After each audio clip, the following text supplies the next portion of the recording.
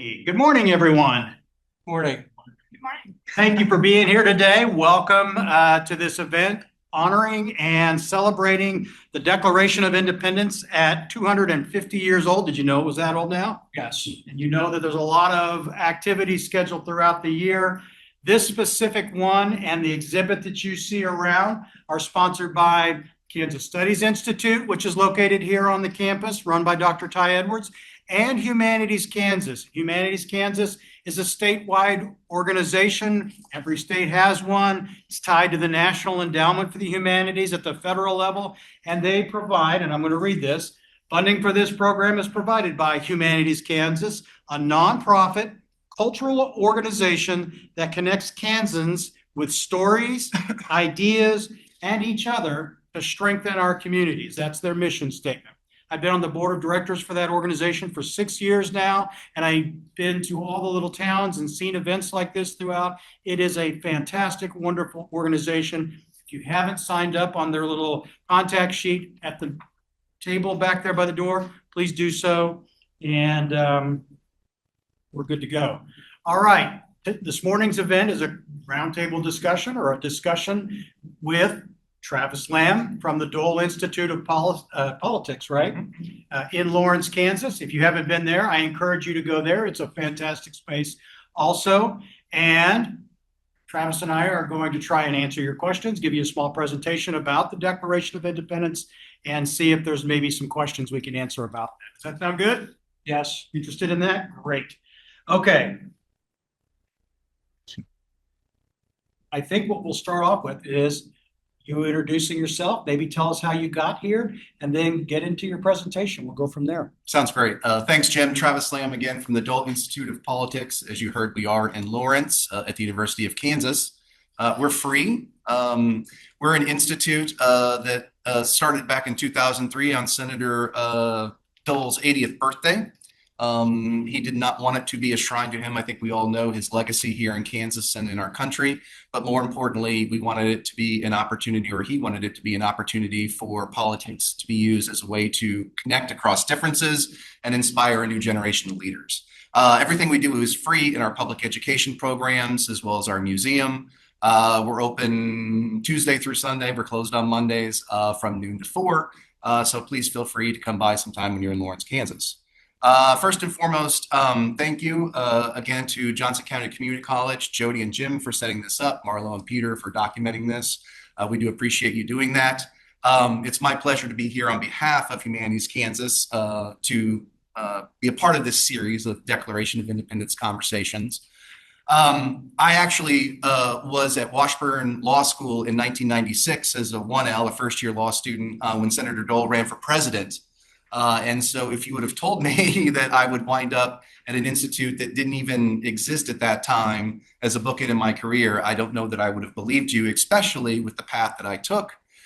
It wasn't just law that I practiced. I practiced some criminal law and some civil law and veterans law.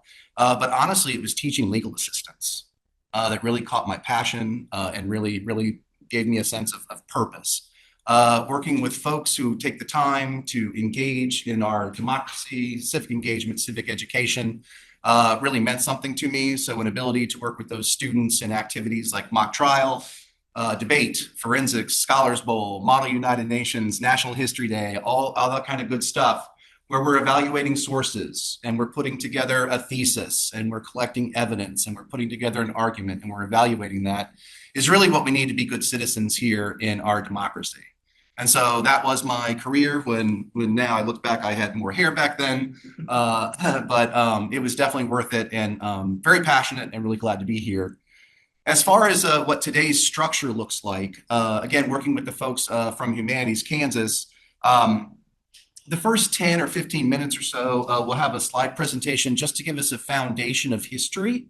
But then after that, that's where the really fun part comes in the sense of we're going to read some excerpts from the Declaration itself as a body politic together, and then have some conversations about that. So that's really where the meat of this presentation is going to come in, is us engaging the Declaration of Independence and exchanging some ideas about what it means to us on its 250th anniversary. So sound good? Everybody ready? Yes. All right. Moving on to the road. to July 4, 1776. The British colonies in North America. So again, some background information. In the 1600s and 1700s, the British developed a large colonial empire in North America. These colonies were primarily for economic benefit. Raw materials from those colonies, such as cotton, tobacco, rum, and other crops, fueled industry in what they referred to as the mother country, Jamestown being an example. As we know, some people, like the Puritans on the Mayflower, also founded colonies based on religious freedom. Massachusetts is one of those examples. On the eve of the Revolution, for context, there were 2.5 million people who lived in those 13 colonies.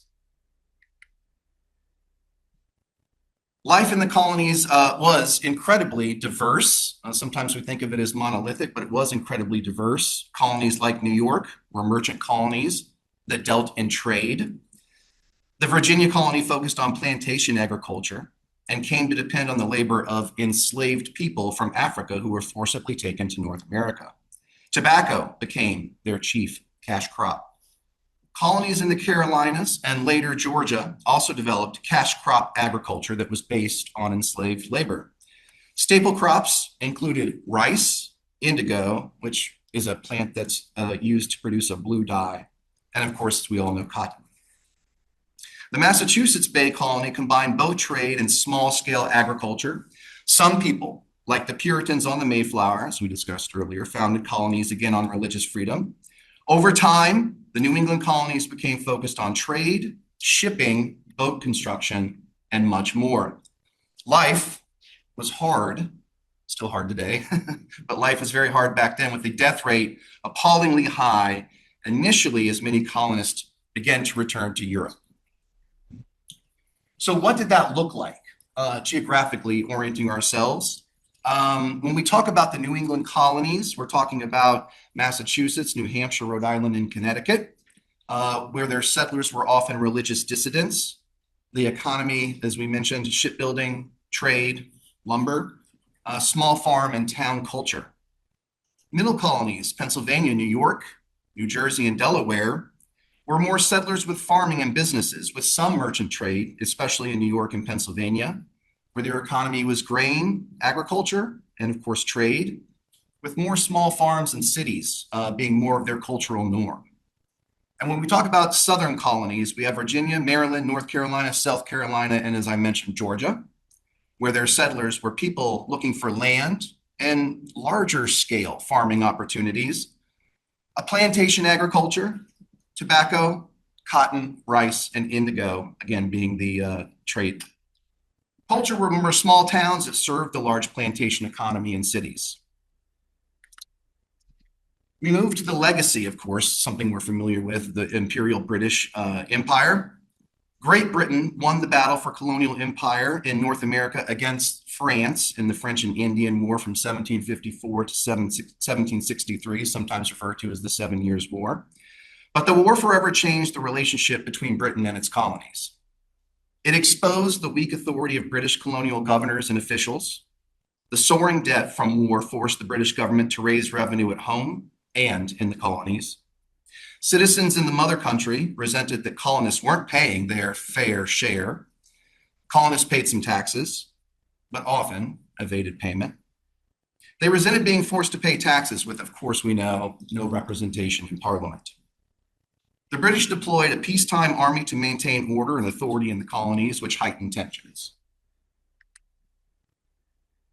In order to raise revenue, the British government began strictly enforcing existing tax laws and creating new ones.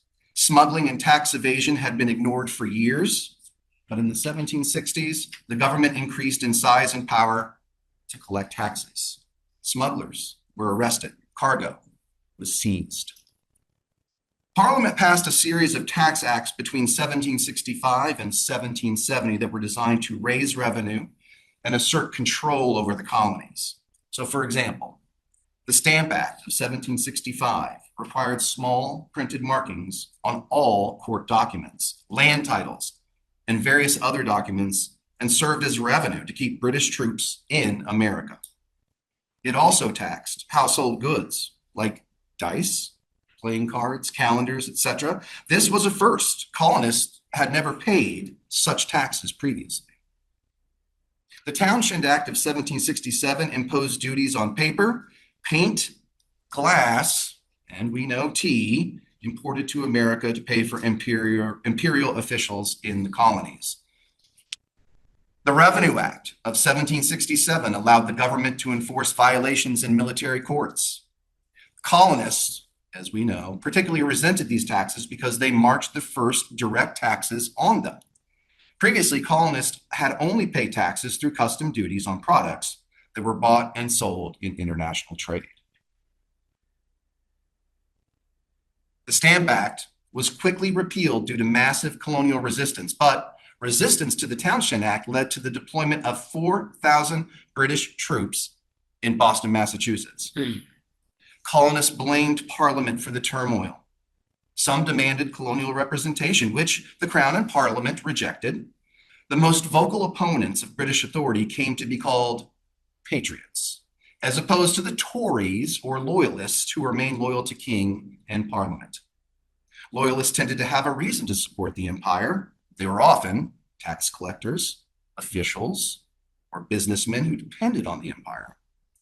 Patriots also benefited from the empire, but tended not to have as close a connection with the mother country economically or culturally. By 1770, the most outspoken patriots rejected parliamentary supremacy, claiming power for the colonial representative assemblies. Some American colonists were prepared to resist by force if Parliament or the King insisted on exercising Britain's claim to sovereign power. Samuel Adams established the Committees of Correspondence and formed a communication network between Massachusetts town that stressed colonial rights. These committees soon spread to other colonies. The committees sprang into action after the passage of the Tea Act of 1773, designed to break a colonial boycott of British tea, which had become a symbolic movement against parliamentary authority. The Tea Act made the East India Company's tea less expensive than Dutch tea, which encouraged Americans to pay the Townshend duty. A scheme to land a shipment of tea and collect the tax led to a group of patriots throwing the tea in the Boston Harbor. In response to the Boston Tea Party, Parliament in 1774 rejected a proposal to repeal the Tea Act and instead enacted 4 coercive acts to force Massachusetts into submission. Patriots referred to them as intolerable acts. Delegates of the Continental Congress met in Philadelphia in September 1774. The Continental Congress was composed of influential people across the colonies who tended to oppose the way in which the mother country was imposing its authority. How to achieve greater autonomy? Less clear, though. They met to discuss colonial unity against British authority, but came short of creating a united American government. Instead, it continued economic retaliation. The British government declared the Continental Congress an illegal assembly, declared that Americans had to pay for their own defense and acknowledge Parliament's authority, and imposed a blockade on American trade with foreign nations. The shots heard around the world. September 1774, General Thomas Gage ordered British troops to seize Patriot armories and storehouses at Charleston and Cambridge, Massachusetts, where colonists were openly defying British authority. In response, 20,000 colonial militiamen, including the Minutemen of Concord, mobilized to protect colonial supplies. Which, a little perspective here, the 13 colonies, again, a total population of 2.5 million. So indeed, this was a rather large mobilization.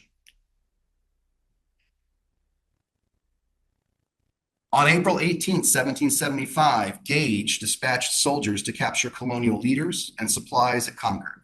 Forewarned by Paul Revere and others, the local militiamen met the British first at Lexington and then at Concord.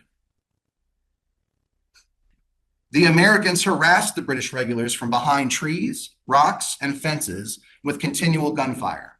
As the British retreated, militiamen ambushed them from neighboring towns, with the British suffering 3 times the American losses. Shots had been fired, but the question remained: were Lexington and Concord the first battles of a war, or just merely civil unrest? In the Second Continental Congress, moderates secured passage of an olive branch petition to try and prevent war. More zealous patriots won passage of a declaration of the causes and necessities of taking up arms. The king refused the moderates' petition and issued a proclamation for suppressing rebellion and sedition in August 1775. At this point, conflict seemed inevitable unless either the king or the colonies backed down. And as we know, that was unlikely. The Americans had initially believed that they were fighting for a redress of grievances, well, not for independence, but by 1776, sentiment started to change as more colonists realized that compromise with the king and parliament was unlikely.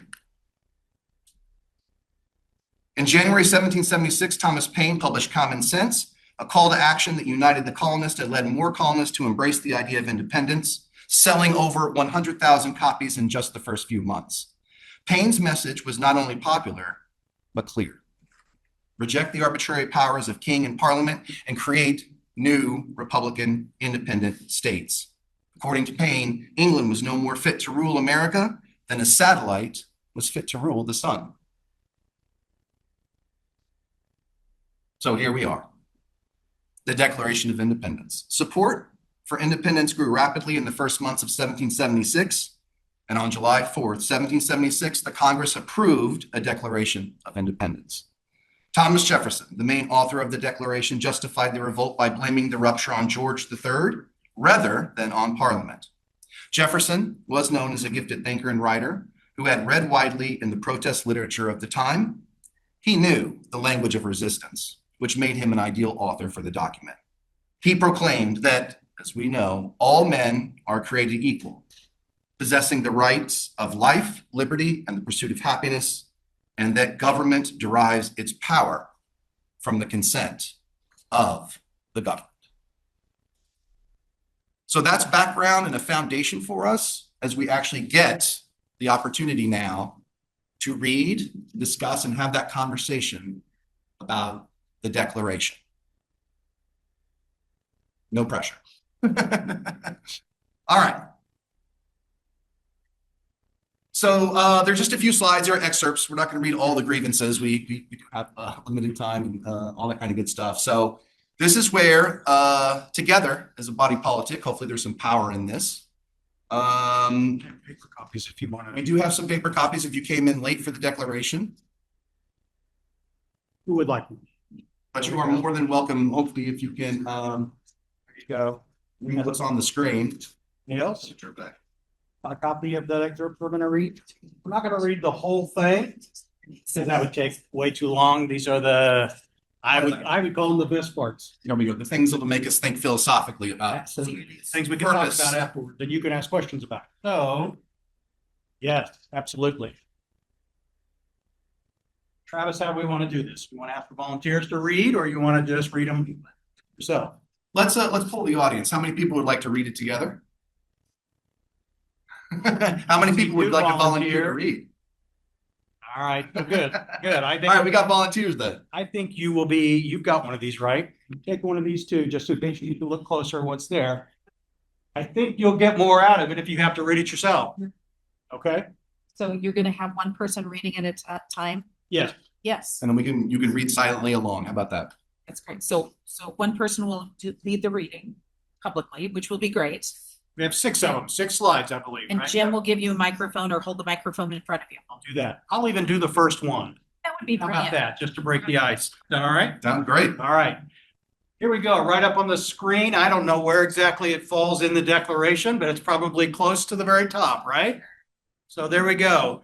When in the course of human events, it becomes necessary for one people to dissolve the political bands which have connected them with another, and to assume among the powers of the earth the separate and equal station to which the laws of nature and of nature's God entitle them, a decent respect to the opinions of mankind requires that they should declare the causes which impel them to the separation.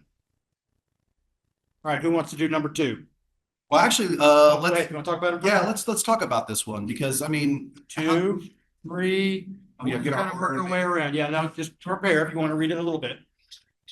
So how would you how would you explain, or what do you think about this as far as it justifying independence from Great Britain?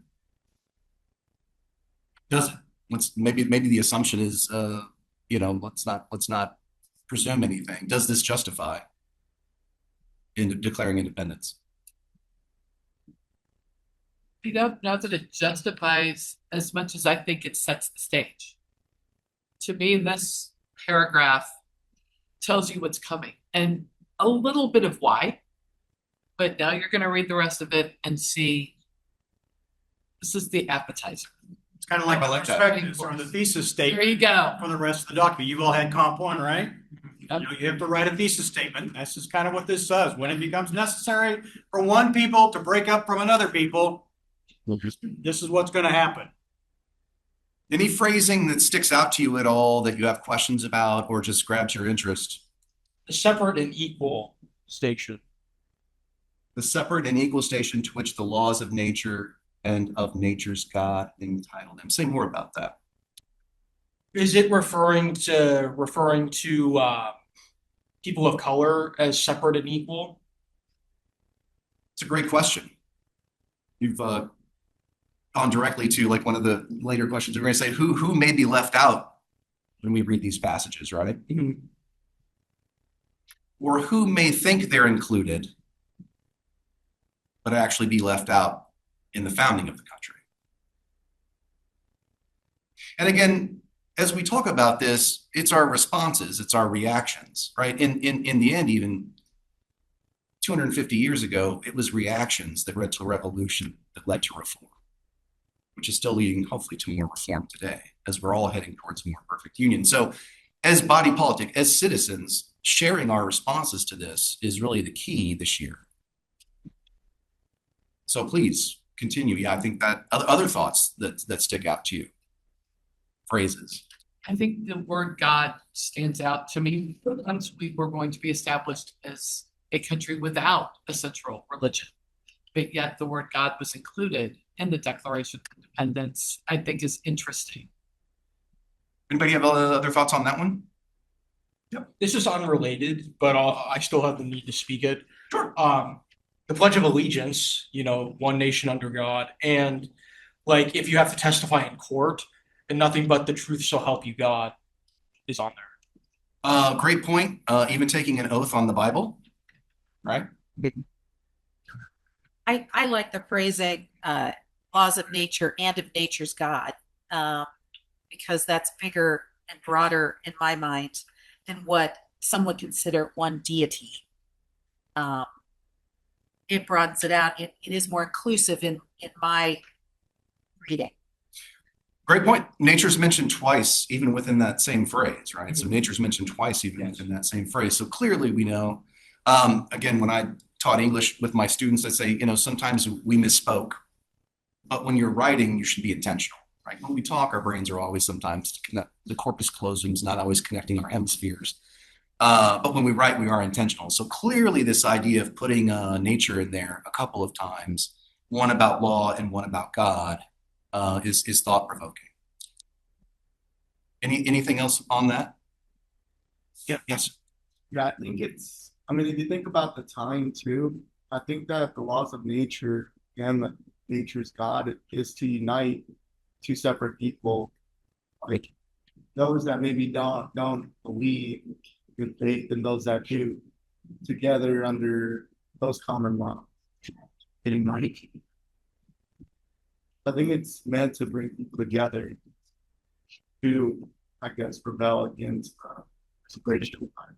Yeah, that's a really great point. A universality, even a cohesion. This idea that something is bigger than just the individual, but at the same time, the individuals have to come together. This idea that five fingers together, make the fist. Yeah. I find it ironic, though, that nature's God is more like the Native Americans. That's what's their God, but yet they're not part of what they're talking about. I say nature's God. That's a really great point. Exactly. Should I be? Yeah, and again, even if you're talking about an enslaved person might be able to read this and think, well, I'm a part of the current government or the structure, the civil society, and perhaps this will be my way to freedom, which of course we know in the founding of the country will not lead that. But as an indigenous person, you're really outside of that civil society. You are not really a part of those current colonies. You're really left as an indigenous person to make decisions between who are you going to support. You're caught in the middle, right? So that's a really great point. Other thoughts?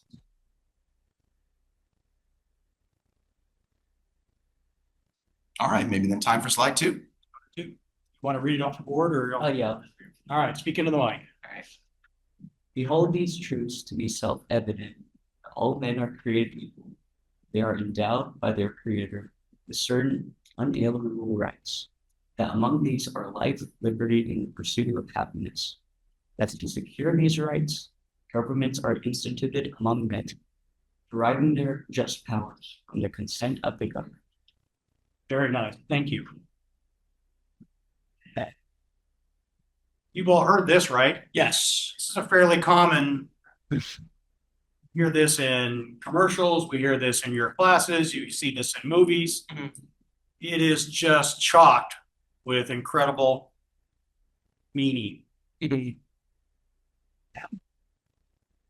Truths to be self-evident. What does that mean? You're one of 2 million people that have immigrated from your country in Europe for certain reasons, and the conditions you're living in now are not sustainable to you. Yeah. I think the first meaning, we hold these truths to be self-evident. I'm guessing like you tell the truth all the time. I don't know. Do you think the British think these are truths? I don't think so. What would be another word for self-evident? Obvious. This is a rally cry. For those of you that maybe are Tories or are sitting on the fence and not necessarily patriots, we're going to spell out for you in this document, 1, the things that we believe are true, and 2, the things that should be obvious to you because they're affecting you either in the pocketbook or in those unalienable rights, which I'm going to let you take over now. Yeah, no, it's well said. What the heck do we mean? What is unalienable? Like you can't separate them from anybody, like they're unremovable. Well said. They're not foreign. You have these rights in the United States now, right? Yes. Does every country and every peoples in the world have unalienable rights available to them? No, definitely not. I like the phrasing their creator, because that's also very inclusive, kind of playing back on the previous section, right? Absolutely. It's not telling you that it's, I'm telling you what creator you're going to be using, your God. It's your own personal God or creator instead of somebody else's idea of that. If you're thinking about being a history major someday or a political science, you're going to write a paper. I would love to go back, do research, and find out how many of those 2 million plus people are Christian, are religious, how many of them are pagan, how many of them are polytheistic and have multiple gods. It's interesting. Never heard of those words. Pagan? Yeah, I've never heard of that. So think an atheist. Think I don't believe in a God. Oh, How many of the early settlers, we know even the Native American, the indigenous peoples had multiple gods, mostly tied to nature. But were there settlers here that believed in no gods, that were pagans? And they escaped religious persecution in England. This comes up a lot when we get to Salem. What happens in Salem, Massachusetts? Right. I think there's a great research paper there somewhere. So I don't want to deflect this, go down a rabbit hole. But yeah. There's a little bit of a hidden in the statements of the rights that is not really mentioned much, but I think, and I've read about it, and the pursuit of happiness. was an afterthought because originally I think they included the word property. Property. Well done. Yeah. Very nice. And whether it came from John Locke or whatever, and Jefferson being the primary writer of the text and being from Virginia, the whole idea of owning property in terms of people because of the agrarian nature. They thought, well, maybe that may not be a good thing to put in there. So happiness became the substitute. What's another takeaway that you have from this excerpt? To me, it's kind of ironic that they say that all men are created equal, yet slavery continued for several years. Bingo. I mean, a lot of times when we look at this statement, the one that brings out, considering when it was written, who it was written by, you saw the picture of all the signers of the Declaration. Good. Was there a lot of diversity in that group? How many women were in that group? No. No women. Right. All women. Right. Say all men are created equal. Well, that's not even necessarily true. No. But as a reader, whether you were a free slave or a slave, you might have taken a different understanding of that. Yes, ma'am. People say what's was written for also people that do not have land kind of excluded from this. This goes back to your concept of property. That's exactly right. It at the time, this idea that if you didn't have property, it meant you weren't vested in the society. So as a result of that, there was favoritism that was given to people who had property. And with the Enlightenment, with John Locke, the idea is Thomas Hobbes, his state of nature was pretty negative, pretty violent. Locke's concept was, in order to escape the state of nature, then you have to have some sense where you have to give up some independence, some freedom to have some stability in society laws so that you can maintain property. And when we talk about property, even those property owners trying to protect their interests aren't the same ones going to be those who violate the indigenous people, right? Yes. As far as like those treaties that get signed and then obviously violated. So that's a really good point. And none of those were women. Yeah. Women were still almost like the property of their husbands. Yeah. Unfortunately. Remember an earlier slide when they talked about the First Continental Congress and that those members were made up of influential citizens. What did that mean? People that own properties, people that had to pay those taxes, people that old white dudes that look like me. Mhm. I wouldn't have owned any property, but yes. Yeah, and really good point. The whole point is for us to learn from each other, and then also just challenge some of the assumptions that we might have. I mean, that's part of the idea of like when we engage in conversation, just being able to have that authentic sense of exchange of ideas is essential. This is the dialogue, right? This is well done. So. Let's see. We've got 4 more slides. I think we're doing okay on time. I was going to point out anyone. Governments are instituted among men, deriving their just powers from the consent of the governed. Did that jump out at anybody for any reason as far as like, hey, king, hey, hereditary, right? The idea of a lineage or being passed down just because you're a family member. It's like consent is of the people you are governing, not just because you happen to be born into the right family. Yeah. Right. That goes back to taxation without representation. I used to teach this to my classes also, is that the reason we follow monarchies is because of this thing called divine right. Divine right meaning a king or a ruler of an area was ordained by God to sit in that role. And so if you rebelled, you as a member of that organization or that government, that monarchy, rebelled against that, what happened to you? I mean, yeah, you could go to jail, you could be flogged, but really what happened to you, that was the biggest fear. When you died, where'd you go? Yeah, you went to hell. For all eternity, you were going to suffer in hell because you rebelled against God Almighty and his anointed one on earth. So something like this, and all the writers like John Locke, who are suddenly questioning this idea of divine right, this played right into that. And if you're a God-fearing person, which we see already the writers were, the last thing you wanted was to suffer the fires of hell for all eternity. There is a big leap of faith here. Oh, okay. Well, yeah. Number 3. Want to do number 3? All right, you gonna read it off the paper, or you want to I'll read it anytime you want. take this just so that we can hear you in the back? Yeah, for sure. Yeah, I'm going to read as quietly as possible. That whenever any form of government becomes destructive of these ends, it is the right of the people to alter or to abolish it, and to institute new government, laying its foundation on such principles and organizing its powers in such form as to them shall seem most likely to affect their safety and happiness. Very good. Thank you. All right.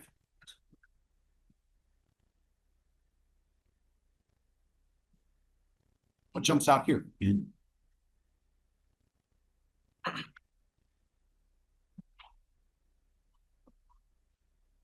Yeah, in the back. Isn't that an absolute agreement? Part of that. How so? The- Explain, elaborate a little bit. Well, that the power lies with the people and that they have the right to take government back. I think that's an interesting connection, right? Because those powers that are not expressly given in the Constitution to the federal government are reserved, as you're saying, to the states, to the people. That's an interesting connection. It endorses rebellion. Oh, who said that? Mary? Yeah, explain. How so? What do you think? It says clearly, if things aren't working out, you have the right in this declaration to change it. People have the ability to make such changes as needed. Right.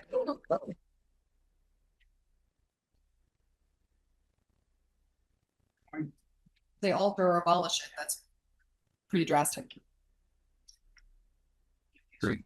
Yeah, and institute a new government even, correct? Yeah, well, yeah. Remember who the audience was for this document.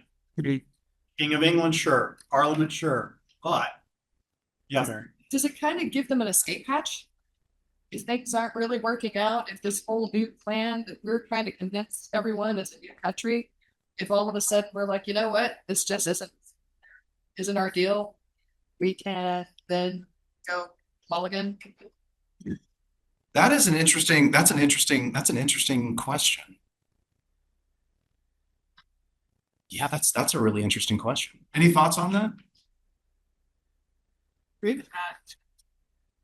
Because it seems, reading it in the language they use is pretty extreme. They have the right to abolish or institute a new government overall. But at the same time, it is like, if this doesn't work out, we have a plan, essentially. So I agree with that. And there were some ongoing talks about, again, especially as Great Britain gets further into the war, the money that it is costing them, as to whether or not they could negotiate some sort of out and save face. But the colonists themselves, the patriots themselves, Continental Army, Continental Congress, that would have been interesting as to whether or not it had turned south. Because as we know, many a time, well, I think we know that it did not look like it was going to go well for the patriots, right? For those in rebellion. Yep. It seems like you're building a clause for those that are on the fence to perhaps ally.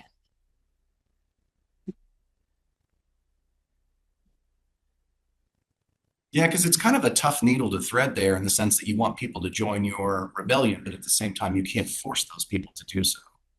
And I think you all generally know, but depending on which city was occupied by whom, you could be displaced from your home, things could be taken from you. It wasn't just the idea of British troops that were the problem, but it was also like if you had Tories or loyalists in the population, like Philadelphia often experienced this, New York, if you were on the wrong side, people would come for you. So it was kind of hard to maintain these friendships or this sense of like community when, depending on who had occupied the city and you were on the wrong side of that occupation, then a lot of times you would come to harm. Your property would be taken, damaged. You could be physically threatened. So these are high stakes. And so giving some opportunity where you're not giving an either or, at least philosophically or in principle, could be pretty persuasive. That's interesting. Anything else? You talked about this wasn't a speech, this was a written document. And the choosing of words is very important. I love the idea that safety and happiness were the two things that they would, again, uphold the most as far as being able to form their own government. These are so ambiguous in terms of what does safety and happiness mean, that it's going to appeal to the entire audience of readers and probably be taken in a lot of different ways. The fact that they're capitalized. Is I that don't a know. different impact? I don't know if it's that way in the actual document or not. Hey, where does a document live? If you were going to go see the original, where does it live? Isn't it in the National Archives? In the National Archives in Washington, D.C. Were there copies? Yeah. Can you imagine sitting and writing all that? Yeah. How many of you can read that? I don't mean, I don't. Cursive writing. How many of you can read cursive writing? Yeah. Yeah. Reading the original document in PC is challenging to the eye because it's just Bring a big magnifying glass, yeah. Okay, Next slide. who's number 4? Who wants to be number 4? Somebody step up and read it.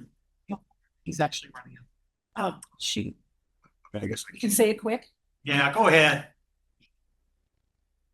The history of the present King of Great Britain is a history of repeated injuries and your information. Yeah, good. All having an indirect object, the establishment, the indirect object, the establishment, and absolute tyranny over these states. To provide this, let facts be submitted to Can't World. Every stage of these oppressions we have petitioned for redress in the most humble terms.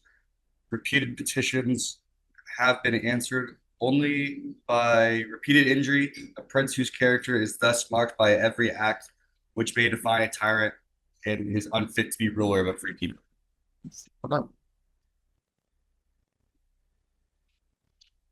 What stands out? Justification. What? Justification. This is, hey, this is what happened. This is why we're doing it. We've tried and we've received no assistance. In fact, we've been injured because of. Fine. What else? The word repeated injuries. Yeah, repeat it. We tried and tried. And tried. What do you know about King George of Great Britain beyond what you probably know in Hamilton? you were meddling. Generations of inbreeding, probably, yeah. Affected his mental acuity and prowess, Arrogant. right? Okay. And there was a sense of entitlement there too, because again, the idea of the foundation in the background is after the 7 Years' War, the French and Indian War. I mean, he did feel that he had protected the colonies, right, wrong, or indifferent, and there was debt. And probably messaging, you know how messaging and marketing can be very important even to these days, probably didn't go so well. And so this idea that folks would be beholden to him for what he did, he was definitely misguided. And as a result, then the escalation. Multiple petitions would come, then multiple repercussions would happen. And so as a result, it just got to a point in which obviously we know we declared our independence. Anything else in that statement stand out? You basically said that Britain was unable to, is unfit to be a ruler. They basically kind of insulted him. Release that print. I don't see the word parliament in here anywhere. They're calling out him specifically.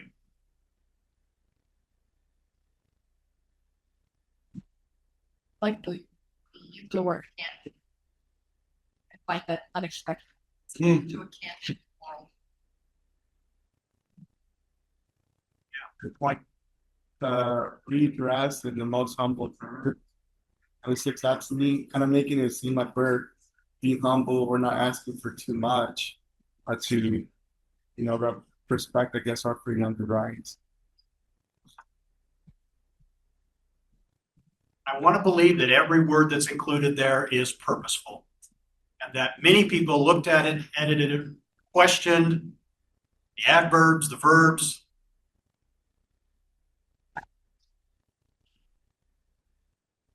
if we can fight over the mission statement of JCCC, the way that administration has, you can imagine what it would be like to be the room of people trying to cipher this before the public. Arguing about what word and the difference between safety and happiness. That It's a whole new world for them. Or everything on these documents. could have just as easily been money and property as opposed to safety and happiness. But think about who its audience is. Okay. Yeah. And to your point, even who you would trust in the committee to write that document and then for it to be debated before approval. Yeah.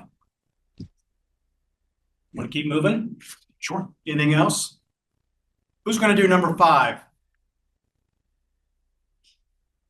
Yes, ma'am. You want here? Take the mic. On. You go. Read for us. 5. We, therefore, the representatives of the United States of America, in General covers a symbol appealing to the Supreme Judge of the world for the rectitude of our intentions, do, in the name and by authority of the good people of these colonies, solemnly publish and declare that these United Colonies are and of right ought to be free and independent states. Nicely done. What'd you take away from that? Huh? Free. Ought to be free and independent states. That's the declaration.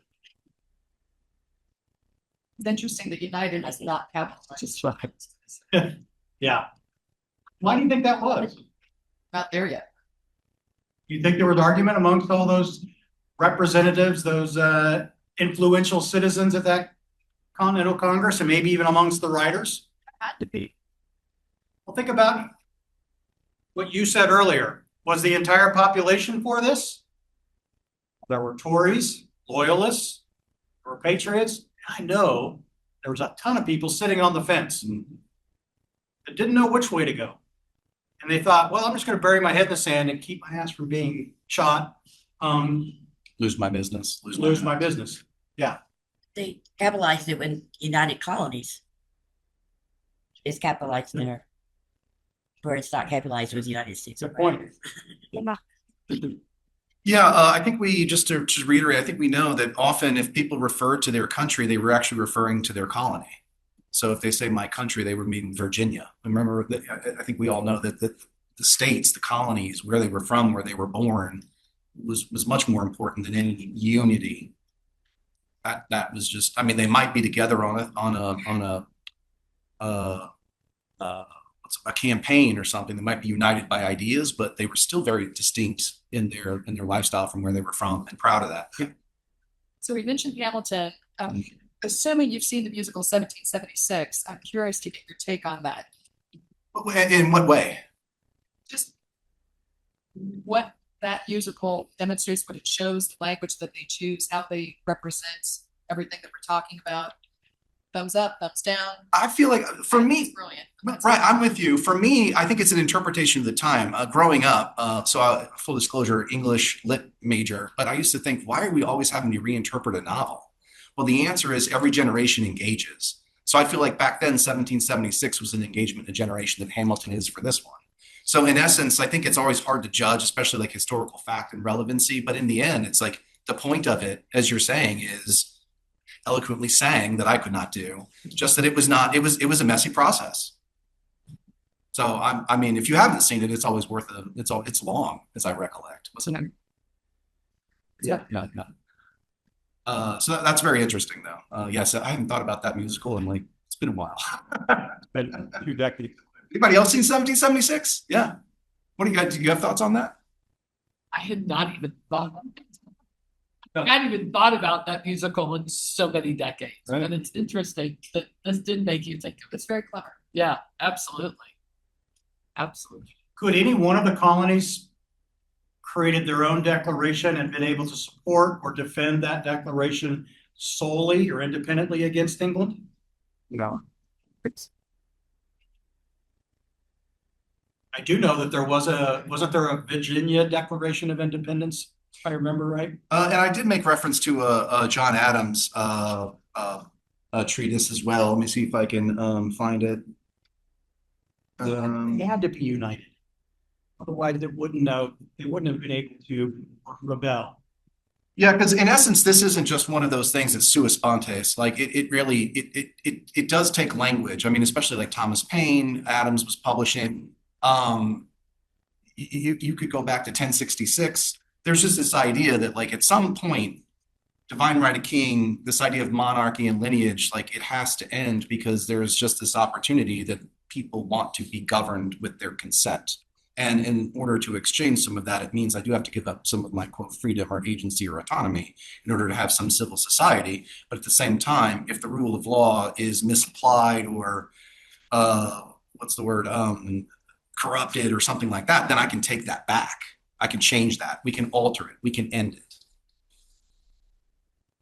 There. Sorry, one more question. So Supreme Judge of the world Yeah, that jumped out. Yeah. versus just saying God or King George? I'm assuming God. I've got a big question mark in my head about that one also. Why change up the rhetoric at that point or the narrative at that point?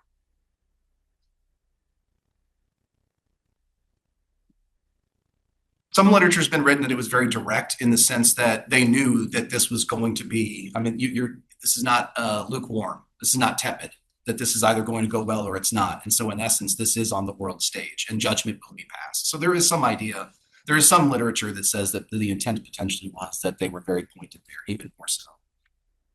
And that they were also escaping the sense of, to your point about hell or heaven, that this was civil. If there is a supreme rule of the world, it governs over the British Parliament and the king as much as it does us. So it might have been kind of shot across the bow on as far as it's going to affect you too if you don't heed.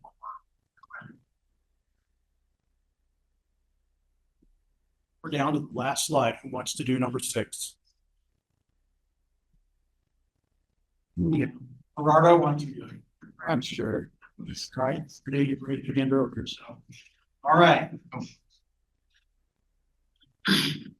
All right, they are absolved from all the alliance to the British crown, and that the political connection between them and the states of Great Britain is not to be totally dissolved, and that as free and United States, they have the full power to levy war, conclude peace, contract alliances, establish commerce, and to do all other acts and things which independent states may of the right do.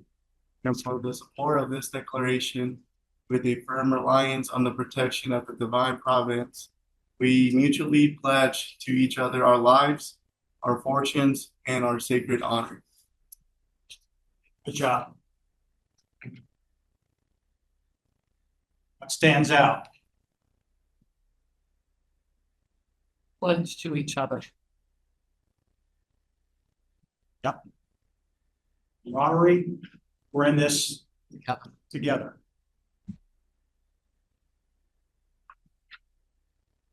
What else? They're just severing ties completely. They don't want to be a part of it anymore. Yeah, I took away, this isn't kind of in total. This isn't just us from a government standpoint. This is commerce, this is trade, this is religion. This is everything. We don't want a partial freedom.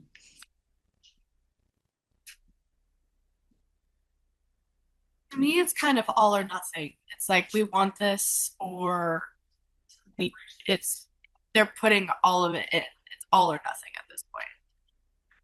Want to be totally dissolved.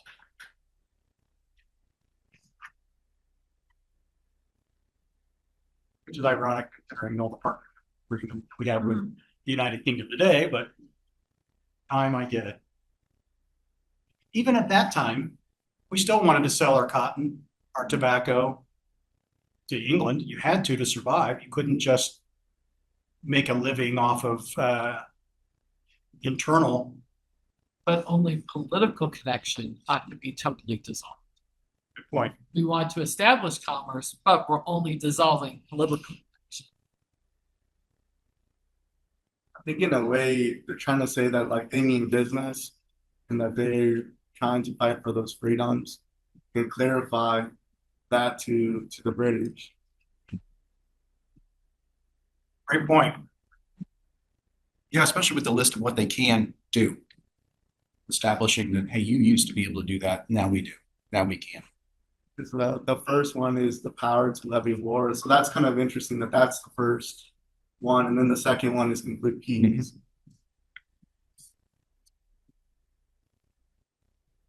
Does it really make any statement about the Union? Not really, but One more time. there is unified. I was wondering about the phrase firm reliance on the protection of divine providence. What exactly is divine providence? To be honest, that is often a reference. Like Washington was big about providence. Yeah. Right. So that, yeah. So, and not to get too much into the religious aspects, but this idea of deism and nature and God and providence. So again, we know that religious, worship has evolved over the course of around the world, and obviously here in the United States as well. But providence was often invoked as that universal judgment of things. That destiny, I think, is often what we might use for it, but they often refer to it as providence, especially in Washington. I kind of get the feeling on this that it's really focused on peace and autonomy. It's not, we see many countries that maybe focus on power and strength and rule. And this is not what I get from reading this document. I get the goal is peace and safety and autonomy. And so it's a different vibe. Yeah, as well.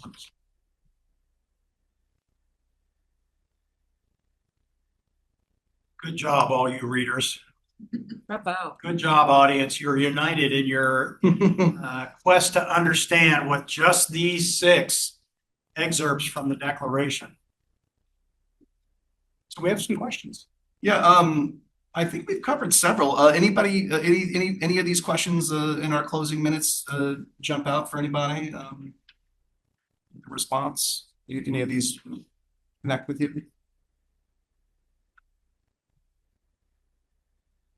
For me, I appreciate being reminding myself to read through key components again and again, to remind myself of maybe some core pieces that I've been, led to believe or believed in, my whole life. And so reminding myself of that, especially when there's all this clutter out there, what's happening in the world, or all bringing myself back to some foundational pieces. In reference to number 2, I find it interesting that here we had the Declaration of Independence so quickly followed by the Constitution, by the Bill of Rights, knowing that as we were establishing this declaration, we had a lot more work to do. And that those were being discussed at the same time, and that they were so quickly followed.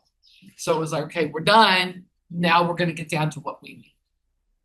And that's why I find it interesting that just the timing of all of it, that it all really was done together, even though it wasn't signed together. It was contemplated throughout. Long-term thinking. Yes, absolutely. Yeah. We have to be free first. Free first. And then what does that Then mean? you get Right. needs. What strategy do we have to win the war? And then after that, what does that mean? I think the wording, the phrasing that was done then is just magnificent when you read through it. It states the situation as it is, what we are doing, why we are doing it, and it's a final conclusion. We're on our own. And it's not AI written. Love that. Amazing. It's not AI written. Very good, John. No, not AI written. Keep in mind who the audience was, keep in mind who the writers were, the time they were writing it, who was left out of the document's pretty obvious. All right, but a lot of it was left ambiguous so that it could be interpreted in a lot of ways. That goes back to who the audience was. And of course, if you want to know who's been added, all of these nice panels that are information about the document from the early creations of it and the inspirations for this. This just didn't magically pop into these folks' heads. They had other inspirational things like Thomas Paine's Common Sense, like the writings of John Locke. On the other hand, you can read through all these next time you're in the CoLab, because I know all of you come to the CoLab regularly, right? For sure. So, and I don't know how long Jody's going to keep these up, but it goes all the way up into the 20th century, modern day civil rights movements, the Supreme Court. How did this document affect them? So it's not just we wrote the document, we sent it to England, and we forgot about it. Mary. Wasn't a lot of number 3 compromise be able to get into the state that they could publish? Yeah, and interestingly enough, sometimes the 3/5 compromise for the South actually gives them more power. Because the idea is that if you're going to count by people, therefore the North did not want them to count as a full person. And this is where sometimes compromise gets a pejorative kind of interpretation. Compromising a principle is something that we don't believe in. But on one hand, Senator Dole would say that if you could get a half a loaf when it comes to saving Social Security, the ADA, things like that, even like what we're going through, even with the TSA, right? There's obviously some disagreement about the Department of Homeland Security, but at the same time, where can we find some common ground in order to keep sort of wheels of the government going, but at the same time have those really difficult debates when necessary? Yeah. So correct me if I'm wrong, for those that have seen 1776, but that was a large part of what you saw in the musical was those kinds of conversations that were happening behind closed doors. Virginia State, whichever state it was, is not going to vote for this unless we get it, or unless this is struck. It's a no vote for us unless you give us a strike certain things that we want. Mm-hmm. Yep. And that's where sometimes, again, is the idea of politics not being the most admirable, because things often happen. Even Hamilton talks about in the room, or those. But you do need representatives of an organization, regardless of what that is, whoever your decision makers are, to do those kinds of things. And again, that's not the only paradigm. I mean, we think that this model of government is obviously one of the best across, the most special in the world, which arguably it is. But there are other opportunities in which, again, as a consent of the governed, where do you want to live? What kind of government do you want? What kind of decision-making authority are you interested in, right? Do you want a true democracy, a direct democracy, where the majority does rule? Or as, again, the word democracy does not appear in the Constitution. Only republic does. So the idea is using democratic principles to elect those leaders to make those decisions. All that kind of stuff, as it's not to go down the rabbit hole. But all those kinds of things, to your point again, is like what's to come. And that's where, sometimes when we look back in history, the founding fathers, mothers, brothers, sisters, etc., maybe didn't always act admirably.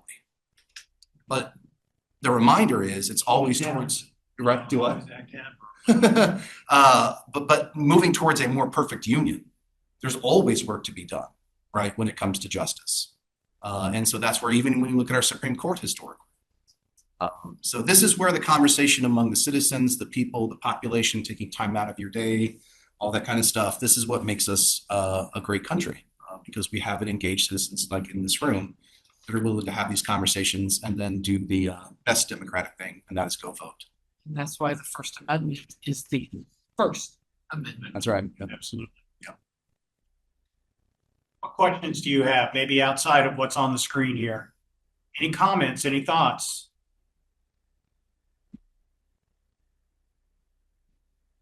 Well, I'm going to throw a question out that I want answers to on Thursday, since it's mainly my students that are here. Is this the first time any of you really looked at and read provisions of the Constitution? The Declaration of Independence, yes. Okay. I meant Declaration. You had to study the Bill of Rights in your American national Yes. government class. Yes. Or the Constitution. Read it. Right. They read the Bill of Rights, but not any of this Not stuff. of the Declaration. No. It's one thing to read it. It's another to read it and have it put in historical context. True. Who was writing it? Why were they writing it?